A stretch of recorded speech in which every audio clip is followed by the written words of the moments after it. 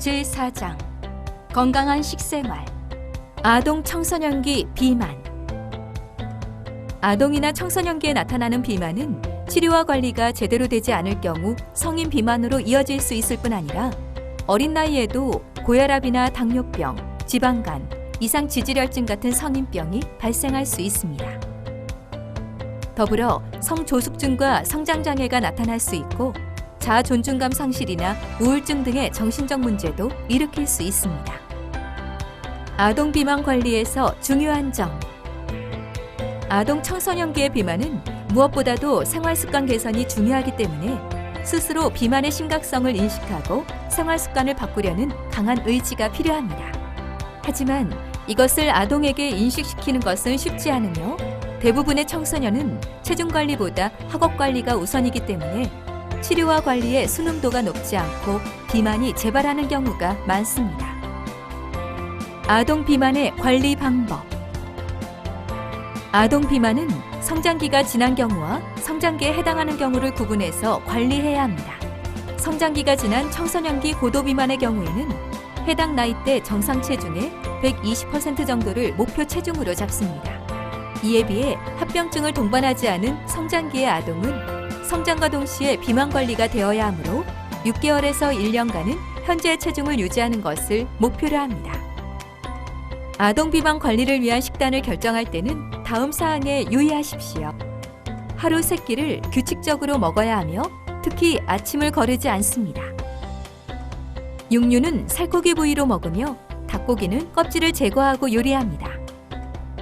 채소를 많이 먹되 기름에 볶지 말고 무침으로 먹는 것이 좋습니다. 섬유소가 풍부하고 열량이 적게 나가는 해조류를 많이 먹습니다. 튀김이나 볶음보다는 찜이나 조림으로 요리합니다. 인스턴트 음식이나 패스트푸드를 피하고 가능한 외식을 하지 않습니다. 아동 비만에 대한 잘못된 상식. 살이 키로 간다?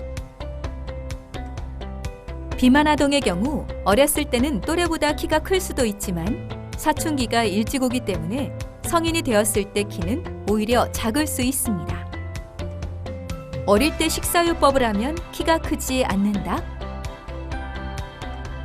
성장기 비만 아동은 비만 관리와 성장 관리를 동시에 해야 하기 때문에 적절한 에너지를 공급하면서 총 섭취량을 점차적으로 감소시키는 것이 좋으며 극단적인 저칼로리 식사요법은 권장되지 않습니다. 과일은 많이 먹어도 괜찮다? 과일에는 섬유소가 많이 포함되어 있어 몸에 좋다고 알려져 있지만 단맛을 내는 단순당도 들어있기 때문에 너무 많이 먹을 경우에는 비만을 초래할 수 있습니다. 그러므로 과일은 한국인 영양소 섭취 기준에서 권장하는 양 정도만 섭취하는 것이 좋습니다. 운동을 하면 식욕이 증가한다? 1시간 이내의 운동은 식욕을 감소시킬 수 있지만 1시간 이상의 운동은 식욕을 증가시킬 수 있으므로 비만 아동의 경우에는 운동 시간을 1시간 이내로 하는 것이 권장됩니다. 마음껏 먹어도 운동만 열심히 하면 체중을 줄일 수 있다? 체중을 줄이기 위해서는 식사 조절과 운동을 병행해야 합니다.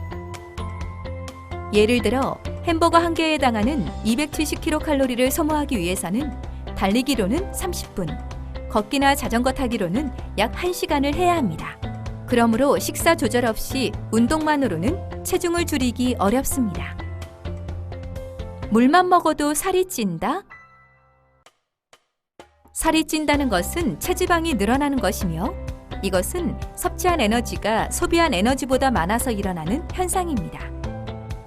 물은 에너지가 없기 때문에 물을 마시는 것으로는 체지방이 늘어나지 않습니다.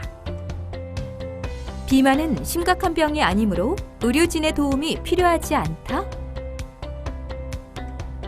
비만은 장기적인 관리가 필요한 질환으로 고혈압, 당뇨병, 이상지질혈증, 동맥경화증, 협심증, 뇌졸중 등 다양한 합병증과 관련되어 있으므로 이러한 위험을 조기에 예방하고 관리하기 위해서는 전문가의 도움이 필요합니다.